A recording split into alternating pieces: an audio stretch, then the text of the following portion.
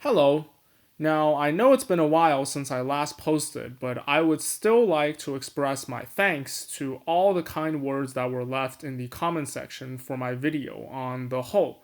I put a lot of effort into that video, and I'm glad that there are people out there who find it to be, decently insightful. Now, for this video, I would like to start off by saying that I am very active on Letterboxd. So, if you are subscribed to me on YouTube and you also happen to use Letterboxd, I would love for you to join me there. I do my reviews there, I do some listings there, and I am very active there. So, yeah, I would love for you to join me on Letterboxd. Now, for this video, I'm going to be talking about the 1950 film noir Gun Crazy. That's going to be my recommendation for this video. And afterwards, I'm going to leave some final thoughts on how I think the entertainment industry is going to bounce back from this pandemic and how I think it is going to progress in the future. Okay, with that said, let's start with the recommendation for today.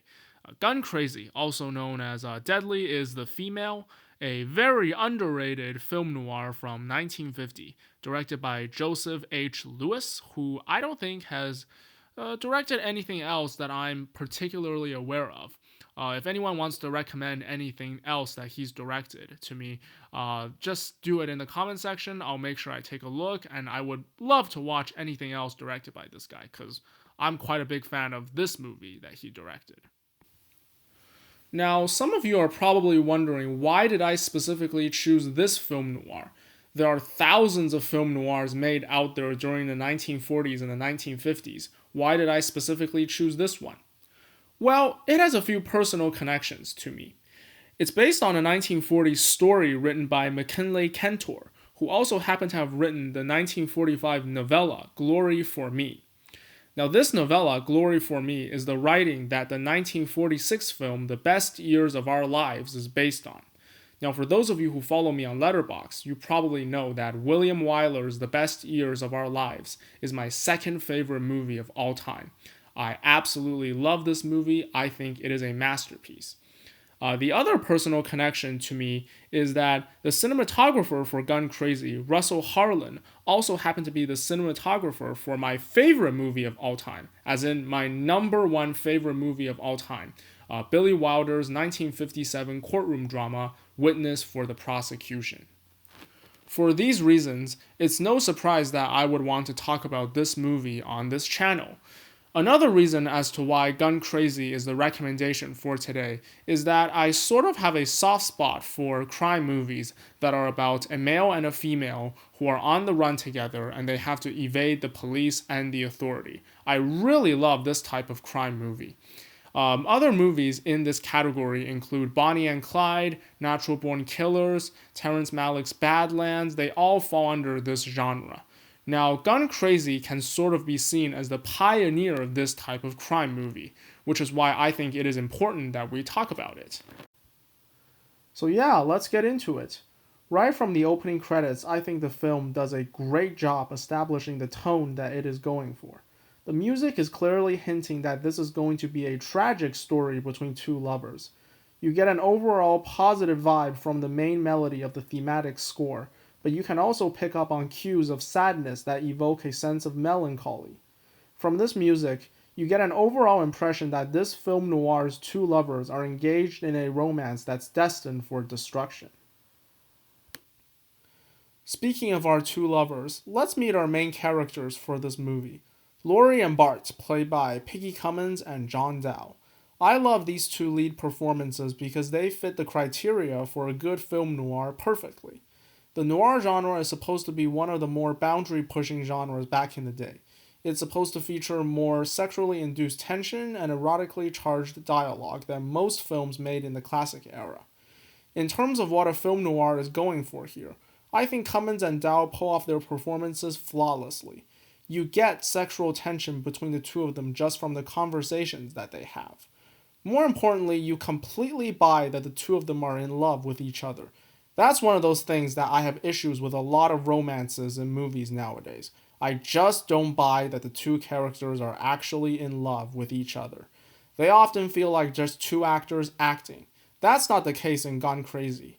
I never for 1 second doubted that the two of them would die for each other, and that level of chemistry is very much needed in a good film noir. Besides having the conventional elements that are needed to make a good film noir, this movie also features sequences that I think can be labeled as fairly experimental, especially for a film from the 1950s. For instance, there is a robbery sequence involving our two main characters that is presented in the form of one take that lasts about 3 minutes.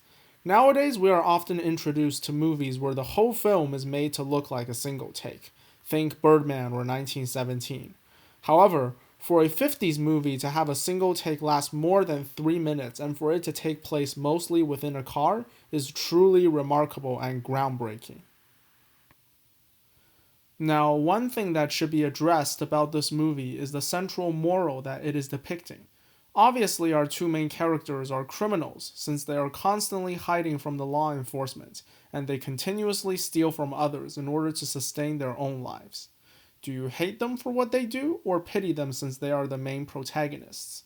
I think the movie does a great job in letting the viewers themselves decide whether to like them or dislike them.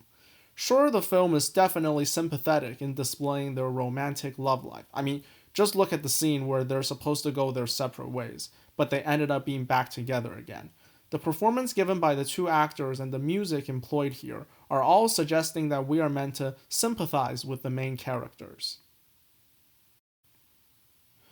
However, the criminal portrayals within this movie are not all glamorized. There is plenty of screen time dedicated to showing the two lovers with their backs against the wall and having nowhere else to turn to. In fact, the movie does not hold back in showing how pathetic their lives as runaways can be sometimes when they're out of money and out of choices. By doing so, I think the film is offering an alternative representation that goes against the standard exhibition of star-crossed lovers. The romance between Laurie and Bart kind of serves as a warning against other couples who might be considering doing what the main characters are doing in this movie. With all that said, I would like to devote some time to my favorite scene in this movie. In fact, it is one of my favorite scenes of all time in any movie. It is near the climax of the film when Laurie and Bart are dancing after enjoying the carnival attractions. I love this scene for a couple of reasons. First of all, there's barely any dialogue between our two main characters in this scene. Most of the storytelling is told through the facial expressions and body movements conveyed through the wonderful performances by the two actors. The two of them truly have impeccable chemistry, and it is this chemistry that sells the relationship between the two of them, in that they are in love with each other till the end of time.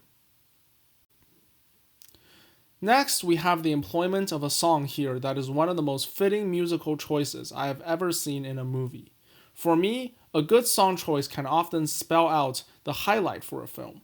I mean, just look at the opening of Magnolia or the Copacabana entering sequence from Goodfellas.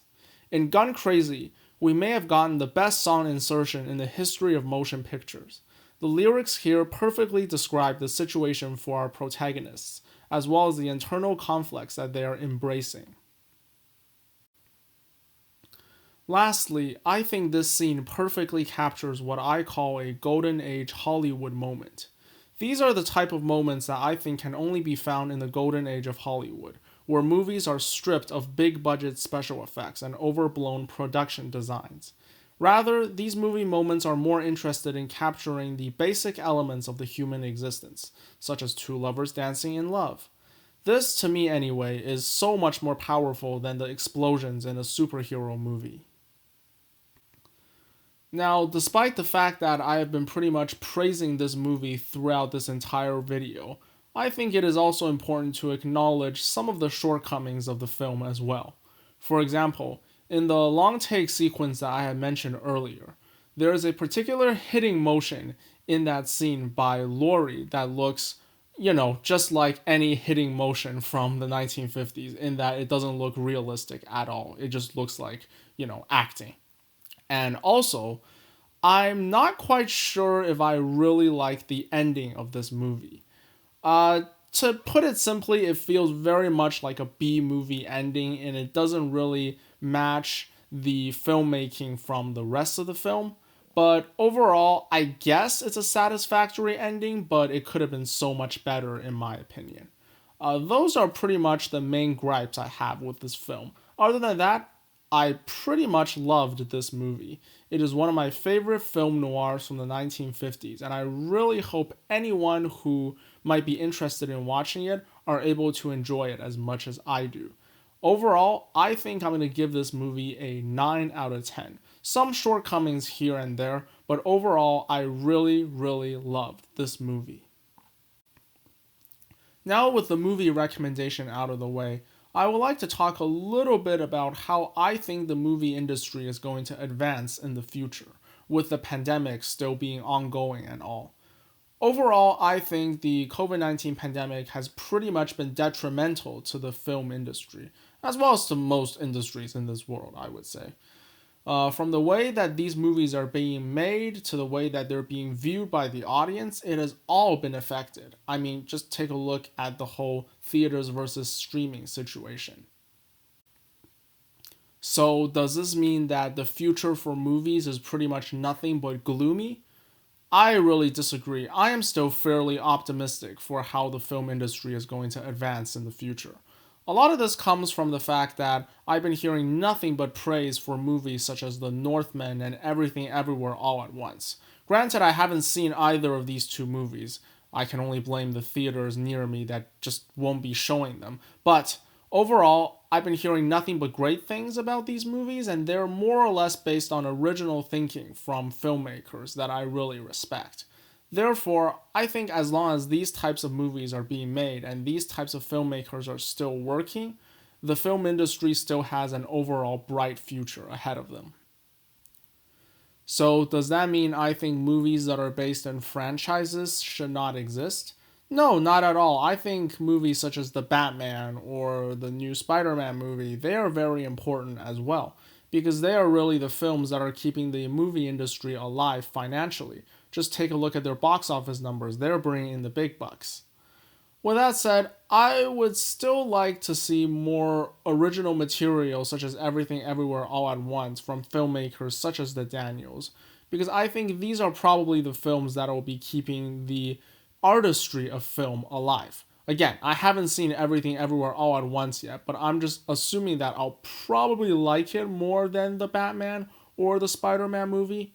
I don't have any problem with superhero movies, but at times I just feel like they're getting really tiresome and I am getting superhero fatigue at the end of the day. As for the future of this channel, I think I want to keep discussing and recommending movies that I really, really love. These can be movies from the old classic era or from the recent decades. It doesn't really matter as long as I like the movie.